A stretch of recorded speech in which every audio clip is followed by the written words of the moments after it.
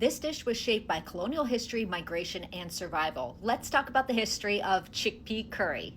We have to start with the chickpea itself because this is one of the earliest cultivated legumes with evidence dating back to around 7,000 to 6,000 BCE. While it originated in the Fertile Crescent, it migrated to the Mediterranean, North Africa, and South Asia, like India, during trade routes. And chickpeas became fully embedded in Indian cuisine starting around the first millennium BCE. And in North India, we see Chana Masala start to arrive, and in South India, coconut-based chickpea curries. And then over the centuries, it evolved with more spices like cumin and turmeric and garam masala. And this is one of I know you can't play favorites when I talk about these food histories, but this is one of my favorite dishes. We flash forward to the 19th century, and after the abolition of slavery in the British Empire, the British still needed some labor. And between 1838 and 1917, over 500,000 Indians were transported to the Caribbean as indentured laborers. So this included Trinidad and Tobago, Jamaica, and Guyana. And because they brought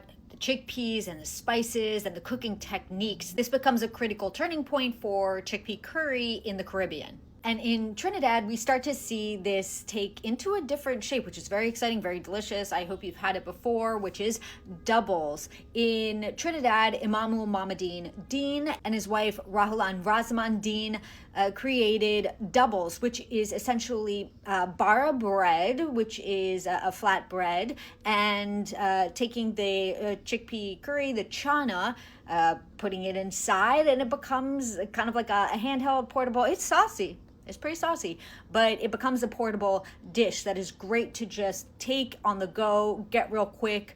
But it became so popular, they would have lines. People were loving it. And in Jamaica, you'll see variations of this chickpea curry with, of course, the Indian roots, and then kind of mixed with a little bit of African and Creole cooking. So you might find some cool peppers in there, a little bit spicy, a little bit different. And then in the 20th century, there was a large Caribbean migration, especially after the 1965 Immigration Act. And a lot of people were coming to cities like New York and others, of course, and really bringing these dishes here in these different variations. So introducing doubles to the US, which, thank you, doubles. And of course, if you want to learn more about the history of chickpea curry, you can tune into this latest episode of Sprung on Food. You can watch the video on YouTube at the I Am Sprung channel, or you can listen as a podcast wherever you get your podcasts. Just search for Sprung on Food.